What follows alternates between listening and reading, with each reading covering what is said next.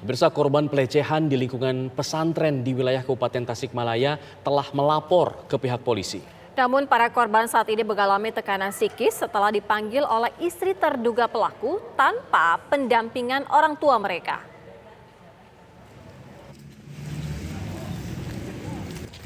Kasus pencabulan terhadap 9 santriwati yang diduga dilakukan oleh oknum pengajar di salah satu pondok pesantren di Kabupaten Tasikmalaya, Jawa Barat, terus didalami oleh Komisi Perlindungan Anak Indonesia Daerah Kabupaten Tasikmalaya. Saat ini, pihak KPAID mengalami kendala dalam melakukan pendalaman kasus ini, karena para korban mengalami tekanan psikis setelah dipanggil oleh istri terduga pelaku tanpa pendampingan orang tua mereka. Jumlah santriwati yang menjadi korban dugaan pencabulan oleh oknum pengajar ini masih berjumlah 9 orang. Namun, pihak KPAID khawatir korban bisa bertambah lantaran terduga pelaku juga melakukan aktivitas mengajar di beberapa sekolah sebagai pembina pramuka. Benturkan dengan sebuah kendala, ternyata anak-anak mengalami tekanan psikis kembali. Sebab dari informasi yang masuk ke KPAID menyampaikan bahwa terduga ananda korban ini dipanggil tanpa didampingi oleh orang tua, oleh istri terduga pelaku, sehingga ini berdampak pada kondisi psikis anak, sehingga tim terapis KPAID harus mengulang lagi terapi. Jumlah santriwati yang menjadi korban dalam kasus ini seluruhnya berjumlah 9 orang, namun yang bersedia melapor baru berjumlah 2 orang. Dari Kabupaten Tasikmalaya, Jawa Barat, Denden Ahdani, TV One mengabarkan.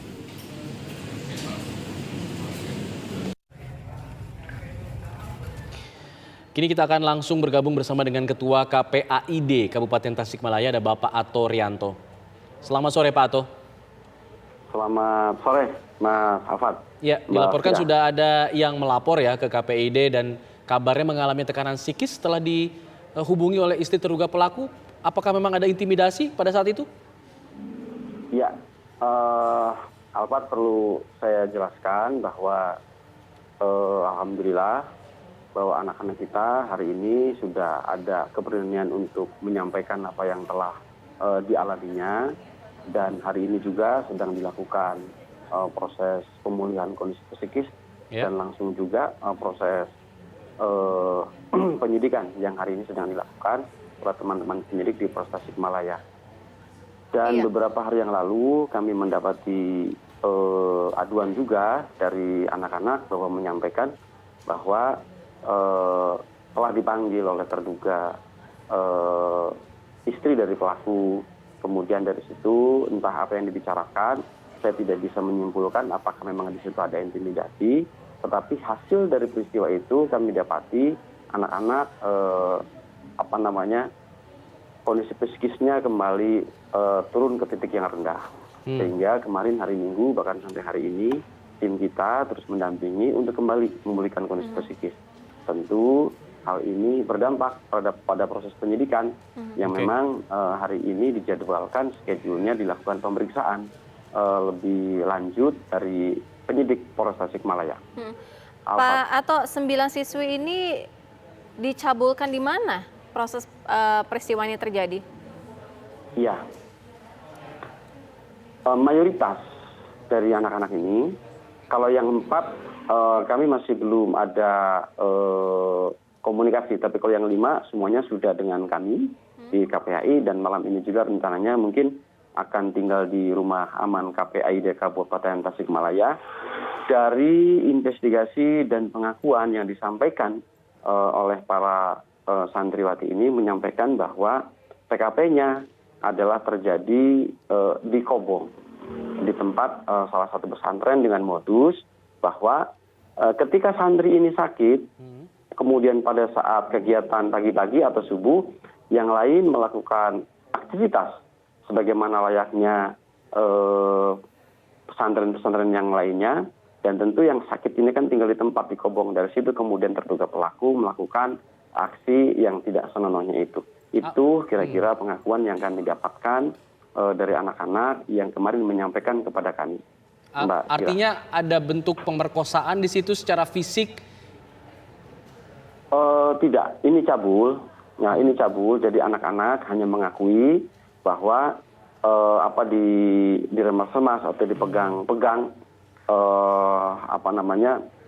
bagian-bagian yang sensitifnya, dan ini pengakuan anak-anak juga dilakukan tidak dilakukan satu kali tapi juga berkali-kali, dan itu yang memang disampaikan kepada KPAI di dalam pendalaman yang kami lakukan, Mas Alfat. Terduga pelaku ini sebenarnya siapa, Pak? Jadi terduga pelaku ini sepanjang dalam catatan kami yang memang kami ketahui bahwa terduga pelaku adalah salah satu pengelola di salah satu pondok pesantren, tetapi juga yang bersangkutan ngajar di beberapa sekolah. Selain ngajar, setelah kami telusuri, yang bersangkutan juga tercatat sebagai pembina pramuka di salah satu sekolah.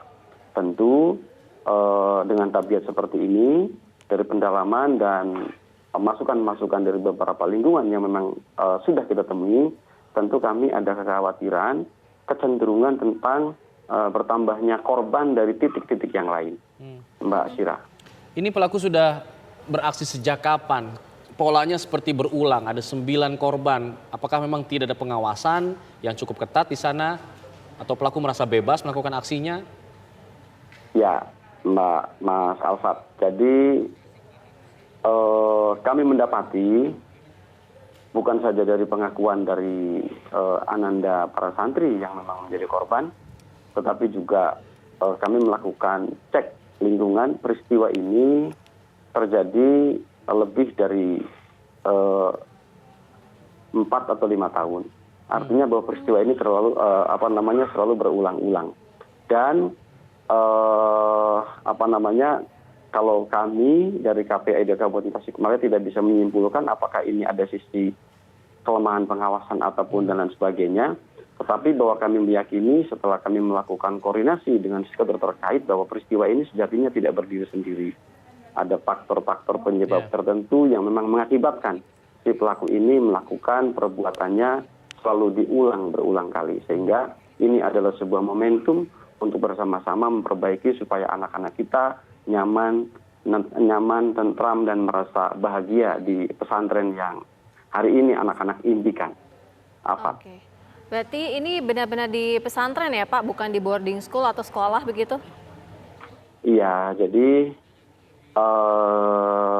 Mbak Syira, bahwa pesantren ini oknumnya, ini oknum. Kalau pesantrennya di dalam pendalaman kami juga sangat luar biasa baik, bagus, dan ini juga tidak lepas daripada dukungan dari keluarga pesantren. Jadi pesantren ini bahwa ada beberapa santri, di mana kemudian santri itu ada juga yang sekolah di beberapa sekolah, kemudian pulangnya itu nyantri di tempat itu.